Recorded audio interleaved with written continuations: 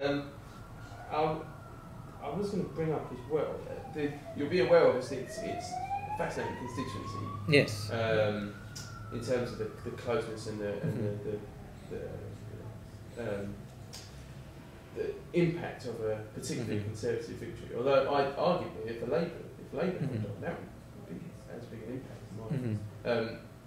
So it is just possible that, if you don't mind me saying, perhaps the English Democrats would win this constituency, but it is just possible that you might have a big say, even if it's just taking 300 votes either way. Does that cross your mind? Is that you sort of? Well, I mean, it's a win. You know, I'm not in it to some people might say just to moan about that England hasn't got its fair share. I'm here to get a change, to get that change which everybody wants, and get rid of those other two parties. And I see this whole election being about that. You know, I think it will be fought on economics, not Keynesian economics, which is this crazy system of deficit spending that governments all over the world have done. You know, they're robbing Peter to pay Paul and robbing the future generations. They're leaving all their debts to the future generations. Well, that's outrageous. You know, it's outrageous to be doing that. It's okay if there's a bit of infrastructure and stuff, but we're not. We're just leaving mountains of debt that bailed out banks that had been foolish. You know,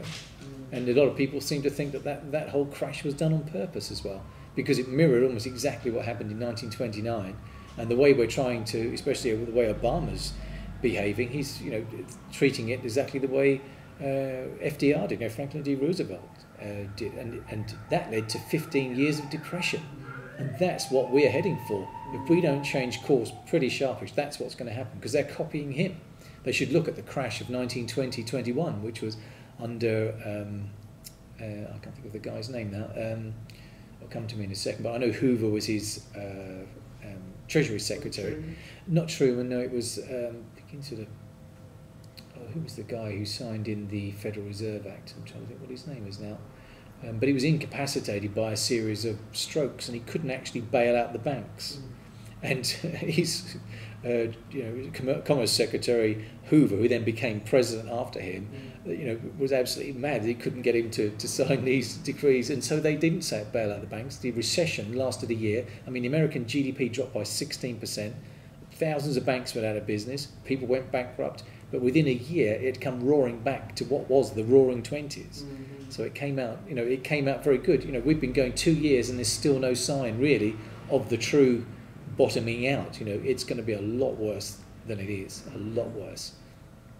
So that's the important thing. But of course, Hoover then became president, and he then was the person in charge in 29, and he was the one who instantly bailed out the banks. And it was just crazy. They had price controls. They were ploughing crops back into the fields while people, the soup kitchens and people starving in America, they were ploughing crops back in because they couldn't, they wanted to keep the prices high. And they should have just got out of the way. The government should have got out of the way, let everybody's entrepreneurial spirit, let the farmers do their job growing stuff, and they'd be incentivised by the prices they could have got for it. The free market could have flourished, and they'd have been out of that in 18 months again. I know it was probably as severe as the one of 1920, but there was no reason it had to do all that. Everything the government did, they seized all the gold of the American people. Americans had all their gold seized, were given $24 an ounce for it. And which is it's in effect, it's a bet against the currency. If you hold gold, you don't trust the currency because it's only a paper standard. It's not backed by anything. At one time, America was on a gold standard, but they came off the gold standard, gave everybody $24 an ounce, and then immediately he sold it for Roosevelt sold it for $34 an ounce, making a 40% profit. And Americans weren't allowed to own gold until 1976. And they went off the gold standard again. It came back in I think after the war, and then they came off it again in 1971 under Nixon. And that was when the American dollar, which I think it's now worth, from 1913, I think it's worth about 3 cents on what it was worth then. And it's not actually that things have gone up in price. An ounce of gold could have bought you virtually the same amount of wheat, the same amount of an equivalent property or land. Its money has gone down against the value of, against gold. Gold is virtually inflation proof because it's only being inflated by the amount they bring out the ground. So it's not losing weight, is it? Yes. Right. Okay. All right. I think that's all I need. Good. That's great. Is that like you're a real political, politically minded? You know, there's lots of. Yeah, but I realise that the politics side of it probably is what they want you to look at. They want you to look at all these confusing arguments about what we've got to do, what we've got to do here. And it wasn't until I saw the Austrian economics school, which there's an American congressman called Ron Paul, who's the guy who's been talking about this stuff for 40 odd years. When you hear him in a debate, he wins he should have won the Republican debate, but they put McCain in, I think, because they wanted McCain to lose to Obama, because all the neocons flipped straight over to Obama and carried on the warlike agenda that was Bush, and this nation building, interfering in other countries' sovereign affairs, and being the world's policeman. And he's spoken against that all the way to this, we should be out of these things. But he spoke about Austrian school economics, which is a really weird sounding name. I thought, what's that about? It was just that the people, that was where it became. It was in Vienna, that was where it was developed. And it's basically a free market, economy. Basically, everybody knows better how to look after themselves than the government does. When a government interferes with something, it immediately knocks the economy out of balance, and you can see that exaggerated in what's happened with the banks. You go and bail out banks instead of letting them go. Now everybody else is in debt, and we're looking at bankrupting the whole country. It couldn't be plainer. And it's a bit like sort of spinning a top, and then the government just touches it in any way. It's imbalance. You touch it in any way. You're favouring one group over another. You're taking tax off of one group and giving it to another group. Usually, the tax only has a short-term benefit. It doesn't have anything long-term, so you then need to go and keep taking more tax off of another group to give to another group. Eventually, it just becomes as plain as a nose on your face that you're favouring one group.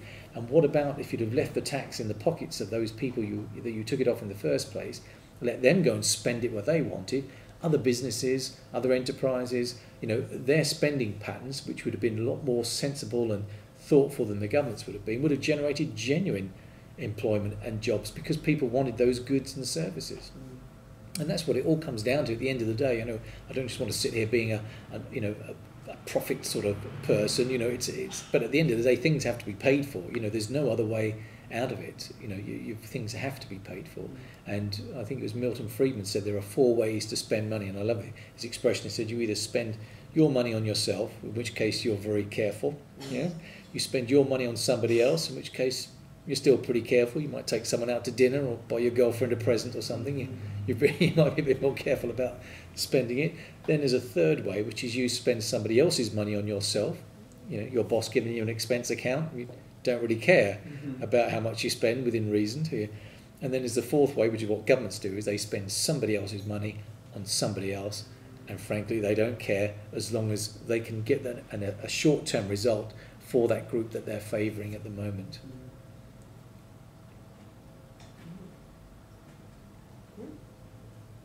Well, okay. I'll fit that into 250 If I get this much.